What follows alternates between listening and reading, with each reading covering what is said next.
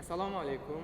Yashil namoz ko'rsatuvining navbatdagi soni va bugungi mehmonimiz O'zbekistonda xizmat ko'rsatgan artist Noilopa Toshkentboyeva. Assalomu alaykum Noilopa. Va alaykum assalom. Xush kelibsiz ko'rsatuvimizga. Xushvaqt bo'ling bolam. Noilopa, bugungi dublyaj san'ati haqida gaplashsak, bugungi dublyajning inqirozi haqida gaplashsak siz bilan. Endi bu dublyaj haqida savolingiz o'zi noto'g'ri. Birinchidan, hozir dublyaj 3 xilga bo'lingan dublyaj. Masalan, kinostudiyada dublyaj qilinayotgan filmlar tonirovka deyiladi. O'sha qaysi shaxs qanaqa gapirgan bo'lsa, og'ziga tushib, ukladka qilib, gaplari talaffuzi, gapiga mos tushib qilinadigan dublyaj bor. U haqiqiy dublyaj tonirovka deyiladi. Endi hozir masalan mana kanallarda teleseriallar ishlayapmiz. Teleserialda tezkor dublyaj deyiladi. Yarim sinxron. Menimcha. Yo'q, yarim sinxron emas, tezkor deyiladi. Yarim sinxron desa hamchi, chunki kinostudiyada ishlayotgan har bitta obrazga bitta odam ovoz beradi. Biza vaholanki ko'pincha ikkita erkak, ikkita ayol hamma obrazlarni olib ketamiz. U tezkor dublyaj deyiladi. O'shaning uchun dublyaj u haqiqiy dublyaj degani o'sha kinostudiyada qahramon ijro etgan qahramon qanaqa talaffuz qilgan bo'lsa, qanaqa gapirgan bo'lsa, o'shani dublyaj deyiladi. Ustoz, ko'ryapmiz, televizorda ko'ryapmiz. Negadir bugungi dublyaj aktyorlari yoki rejissyorlari tushsa-tushmasi aktyor chaqiryapti, tushsa-tushmasi ovoz beryapti. Bunga munosabatingiz qanaqa? Mana men boshqacha, mana turishim, yurishim, siz boshqachasiz, shaklingiz, yurishingiz, gapirishingiz, talaffuz qilishingiz. Hamma rejissyor o'ziga yarasha o'zini meni bor. Ichki meni bor. Men shunday ko'ryapman, men shunday tasavvur qilyapman. Men aktrisa sifatida masalan sahnada rol ijro etsam, men o'sha ssenariyni o'qiyman, demak mana bunaqa ekan, bu bunaqa ekan. Mana anaqam tafakkurim nimani keltirsa, shu qanaqa deb tasavvur qilsam, shu gap topolmayotdim. Qanday tasavvur qilsam, o'shani sahnada keltirishga harakat qilaman. Lekin rejissyor, oliy hakam u noto'g'ri qilyapsiz, opa, mana bunaqa bo'lishi kerak. Hozir maqsad shu, mana shu epizodni o'ynashdan maqsad mana shu narsani chiqarib berishimiz kerak deydi. Demak, men noto'g'ri tasavvur qilman, spektakl bu haqida ekan deb men o'zimni almashtirib ketaman. Menimcha har bir rejissyor ham filmni olishdan oldin ko'radi, biladi. Endi bu aqlli, haqiqiy rejissyor. Ben shunaqa tasavvur qilaman-da, chunki bitta asar olganda, jaz seriali masalan 300 seriya bo'lsa, 300 seriyasini ko'ra olmaydi. Hatto 5 ta 10 ta seriyasini ko'rib, nima haqdaligini biladi, balki ko'proq ko'rar. U rejissyor ishi, men aktrisaman, bilmayman qancha. O'shanda o'ylaydi, men bu menga to'g'ri kelar ekan, bu menga to'g'ri. Men bu aktrisani chaqirishim kerak, men bu aktyor to'g'ri keladi deb o'ziga tanlaydi. Keyin rejissyor ho kinoda bo'lsin, kinostudiyada bo'lsin, ho teatrda bo'lsin, ho telestudiyada spektakl qo'ysa ham, u o'ziga bitta fidoyilar guruhini tuzadi. Masalan, biz siz bilan постоянно, biz siz bilan hamisha muloqotda bo'lsak, hamisha birga ishlasak, men bilaman, hozir mana shu joyda bu bola mana bunaqa dedi, bunaqa qilgan. Siz hozir opam hozir mana bunaqa qiladi, bunaqa qilib ket. Siz o'sha meni pulni tushunmagan bo'lasiz. Men sizdan nima qo'lingizdan nima kelishini, qanaqa qiliq qilishingizni men o'sha bilaman. Chunki siz bilan ko'p ishlaganman, ko'p muloqotda bo'lganman. O'shaning uchun rejissyor filmga artist tanlaganda o'shani o'ylaydi. Shunaqa deb o'ylash kerak. To'g'risi shu. Shular to'g'ri keladi. Mana shu masalan, siz bu rolga to'g'ri kelasiz, bular bu rolga, men bu rolga deb qilish kerak. Endi bu nima deydi? Hozir studiyalar ko'p, filmlar ko'p, lekin haqiqiy rejissyorlar bor, ustoz ko'rgan rejissyorlar bor, ustoz ko'rmagan rejissyorlar bor. Hali dublyajga aqli yetib, shu mana shu meni hayotim, rejissyorlik meni hayotim, bu meni kasbim ekan, o'zini bag'ishlagan rejissyorlar bor. Ular o'shani anaqasi bilan butun his hayajoni bilan, butun yuragi bilan sezib, yaxshi chiqsin deb shunga harakat qiladi. Qaysi bir rejissyorlar borki, hozir bugun rejissyor, bunaqa voqealar juda ham ko'p. Bugun anaqa zvuk operatormi, kino operatormi, ertaga joy bo'shadi, bitta ishlar topisha olmadi, hozir nimalar ko'p, studiyalar ko'p, uni rejissyor qilib chaqirishdi. U o'zicha endi ozgina ishlagan kinoda salpa tushunchasi bor, u ham rejissyorman deb olib ketaveradi. Ustoz, negadir fidoyi dublyaj rejissyor yoki aktyorlar kamayib ketmoqda. Nimaga? Nimaga? Chunki ustozlar yo'q. Bular ustoz ko'rishmagan. Dublyaj sohasida haqiqiy ustozlarni ko'rishmagan bular. Ustoz dublyaj maktabi bormi o'zi? Dublyaj maktabi yo'q, lekin o'sha kinostudiya bor paytida, o'sha biz ishlaganimizda o'sha haqiqiy O'zbekistonda dublyajni ochgan ustozlar, o'sha yerda ishlagan anaqa rejissyorlar bizni o'sha yerda atay-chechay qilib borib munchagina epizod gurgur deyiladi. O'sha gurgurda qo'rqib mikrofonda qanaqa tutishni bilmaslik kelib yo mana bunaqa qo'rqma. Sekin asta darrov katta rol berishmas edi. Kichkina gurgurdan boshlanardi. Masovka deydi uni. O'sha voy nima qoshig'im qataydi, voy kela qol bu yoqqa ha yo mana shularni yozib ketardik bo'ldi. Keyin sekin o'sha jarayonda sekin o'rganib, ko'nikib, mana hayajonlanib, o'shalar sekin yo'qolib, sekin rollar berishni boshlashdi. Dublyaj ustoz shogird. Albatta. Shogirdlaringiz bormi dublyaj sohasida?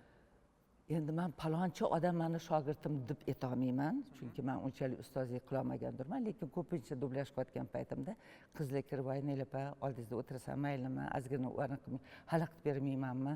Men ham rosa yaxshi ko'raman dublyajni, o'rganmoqchiman." Bemalol deyman. Men o'zi hammani o'zini kimdir varog'ini oladi, darrov o'qib ketaveradi. Men masalan boshqacha o'zimcha chizib chiqaman. Anaqamni endi kim biladi, yoshim katta bo'lgani uchunmi ko'rolmayman, shoshilib qolmay deb. Chunki bu tezkor dublyaj 1 soat ichida kamida bitta seriya yozish kerak. Oldingidagi 10 kunlab yozilmaydi. Bitta seriya 1 soatda ulgurishimiz kerak. Vaqt tig'iz, seriallar ko'p.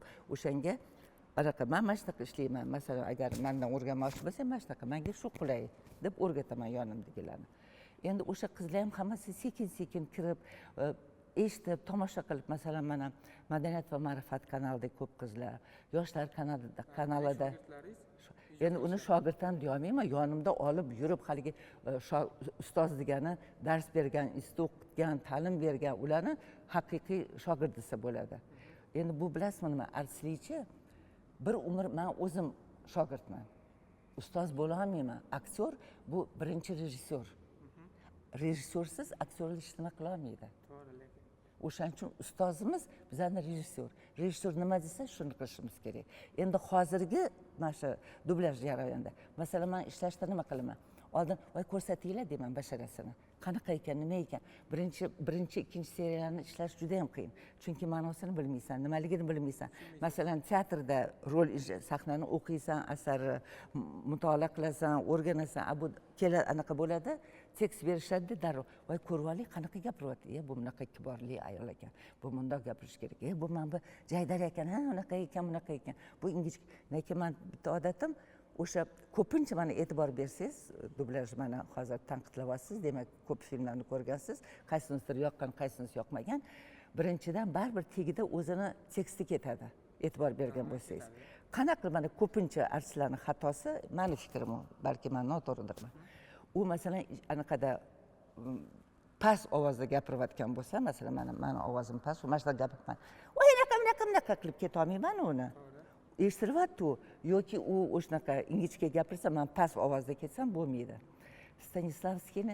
Stanislavskiy hammamiz domlamiz. Men uni ko'rmaganman, lekin ustoz, teatr ustozi Stanislavskiy. Stanislavskiyning bitta jumlasi bo'lgan. "Не верю" degan, ishonmayman degani. Ishonmayman. Mana shuni, masalan, nima deydi? Mana osh qilasiz-a? Hamma mana guruch, sabzi hammasi bitta narsasi yetmasa osh bo'lmaydi, to'g'rimi? Suvi ko'payib ketsa shovla bo'ladi.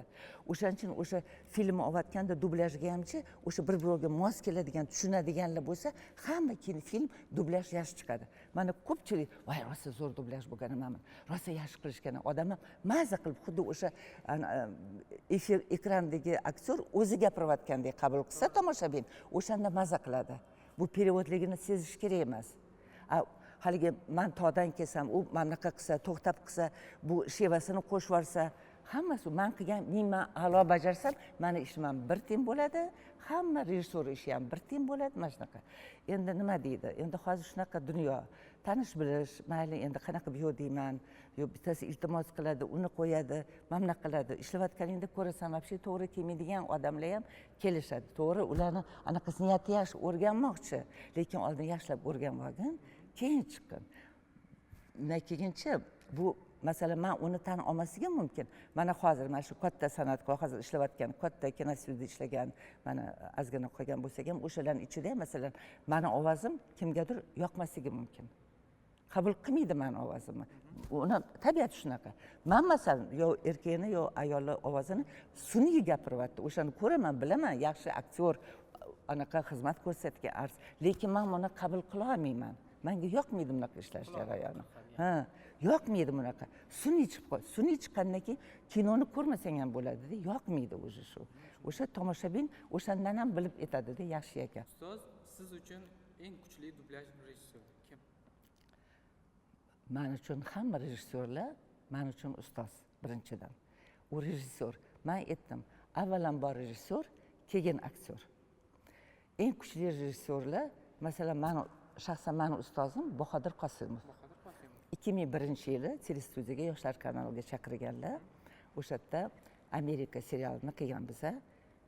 Birinchi marta men, Mohira Nurmetovaning birinchi filmi, Hoji Akbar rahmatli, Afzal Rafiqov to'rtalamiz ishlaganmiz. Men kinoda ishlaganman, televizorda ishlamaganman. Bilmasdim qanaqaligini.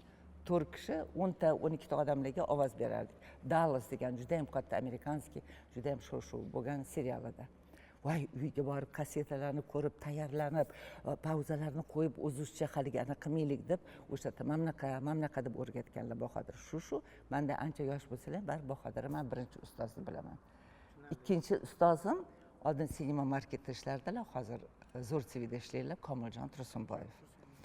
Bahodir ishlash yo'sini boshqacha. Komiljonning talabi boshqacha. Hamma aytvaman, hamma hali kimgadir yoqar lola, kim Atirgul shaydosi deydi. Bunaqa narsani talab qiladilar, bular bunaqa narsani talab qiladilar. Demak, aktyor ham qaysi rejissyorga borsa, men masalan bilaman, hozir nima kerak mendan. O'shani qilib berishga harakat qilaman. Ularga shunaqa qilib ishlaganim, ular shuni qabul qiladilar. Siz boshqa rejissyor, siz boshqacha ishlaysiz. Shuni qabul qilasiz. Biza antennaga bo'lib o'xshashimiz kerakda, o'sha ilib olib, o'shanaqa qilib berishimiz kerak. Lekin hammasini tabiiy yuragimizdan o'tkazib chiqarishimiz kerak. Lekin hozirgi kunda juda ham ko'p yosh rejissyorlar chiqyapti. Mana Zo'r TVda Nuriddin bor, yaxshi ishlaydi. My 5da Zarif bor, u ham yaxshi ishlaydi. Anaqada Jahongir bor, u ham yaxshi ishlaydi. U o'rganib, mukammal, sekin-sekin o'rganib, o'sha jon jahdi bilan sevib ishlaydi. Odam o'zini kasbini yaxshi ko'rsa, o'shani mukammal o'rganishga harakat qiladi. Bunaqa rejissyorlar ko'p. Hozir kelayotgan yosh aktyorlar ham ko'p. Yaxshi yigitlar, o'sha ishlayman, o'rganaman deb. Bundoq qilib eshitib, voy, men bu kim ekan? O'sha anaqa ayol serialda bitta bola bilan ishladik-da. O'sha birinchi bitta ishlayversak-ku, biz oldin 3-4 kishi ishlardik.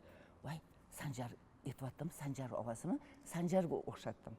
Chunki endi baribir hammamiz bilamiz, bu hech kim uchun sir emas, eng aktyor erkak ayol anaqalarda endi hayotlaridan Afzal Rafiqov, Sanjar, Sadullayev, mana hozir tan Sanjar qo'shildi. U Sanjar ham rosa yaxshi beryapti ovoz. Filmdan filmga obrazlarni almashtiryapti. Hammasini tanimay qolib, qaysi ham anaqada qo'lim qo'yib yuborma serialda ishladim-da. Voy, Komiljon, Jenka kim ovoz berdi? Voy, Sanjar-ku tanimadingizmi? Voy, tanimadim. Shunchalik o'zgartirgan ovozini qoyil qolasan-da. Bor shunaqalar. Hozir yomon bo'layotgani yo'q dublyaj. Hozir dublyaj o'sha o'sish jarayonida. Hozir tanlanyapti. Mana hozir ko'p yoshlar chiqdi-da, ana o'shalar hozir natija berishadi. Hali ko'rasiz, kelib oldingi darajasiga albatta yetadi. Iloyim, Xudo xolasa. Bugungi ko'rsatuvimiz o'z nihoyasiga yetdi. Bugungi mehmonimiz ustoz san'atkor Noila Toshkentboyeva bo'ldilar. Sizga kattakon rahmat. Sog' bo'ling. Sog' bo'ling, sog' bo'ling.